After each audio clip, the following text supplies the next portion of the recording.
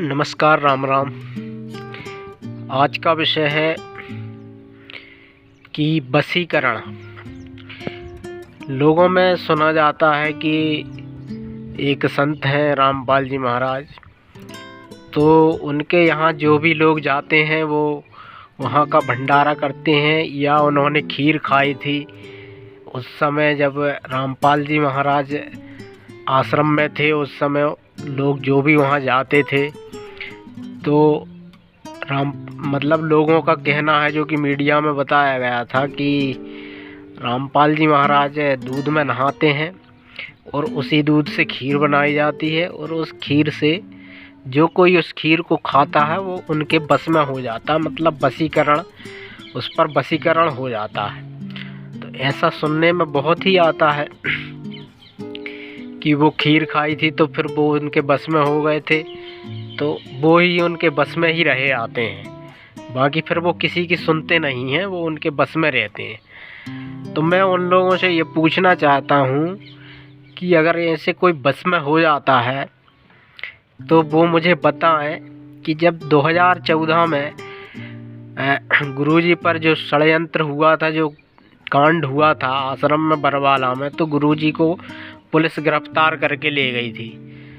तो उस समय बहुत से ऐसे भक्त थे जिन्होंने भक्ति मार्ग छोड़ दिया था। तो मैं आपसे पूछना चाहता हूँ कि उन लोगों ने भी खीर खाई होगी, तो वो लोग भक्ति मार्ग छोड़कर क्यों छोड़ दिया उन्होंने? अगर वशीकरण ऐसा ही था तो फिर बताइए कि उन पर भी वो वशीकरण का क्यों नहीं रहा, वो क्यों बस में नहीं रहे, वो क्यों गुरुजी की लीला को देखकर, या गुरुजी जेल में चले गए हैं तो मतलब छोड़ के अब भक्ति छोड़ देना चाहिए?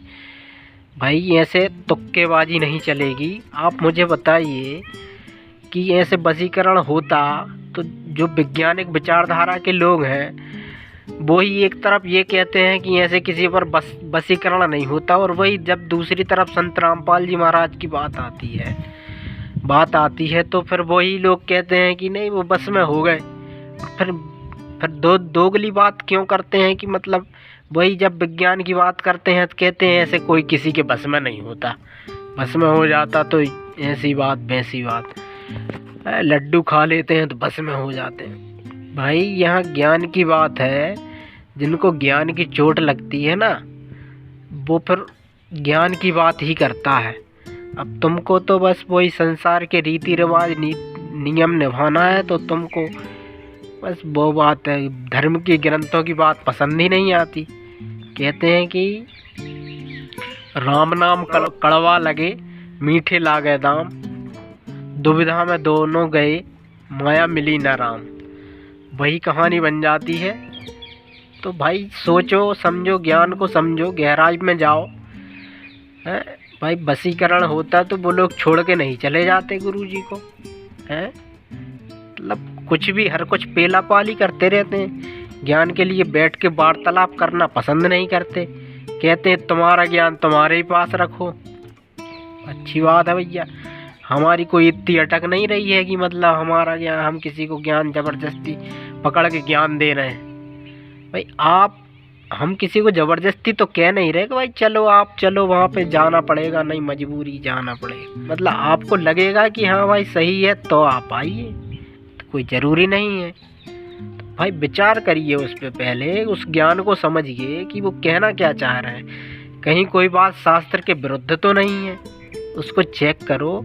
आपके पास भी ग्रंथ रखे हुए हैं, धर्म ग्रंथ रखे हुए हैं, उनको आप चेक करो, मिलाओ गीता में कि ये सही कह रहे हैं कि गलत कह रहे हैं, बुद्धि लगाओ। ऐसे थोड़ी पेला पाली की दूध की खीर खा ली और वशीकरण हो गया।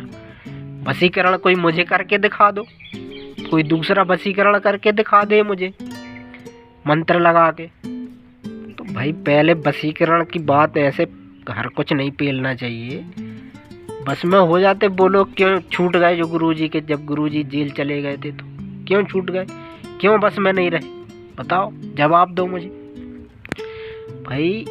कमेंट करके बताना, कोई बात है तो मुझे इस वीडियो पर समझाने का प्रयास करें। बाकी ठीक है, राम राम।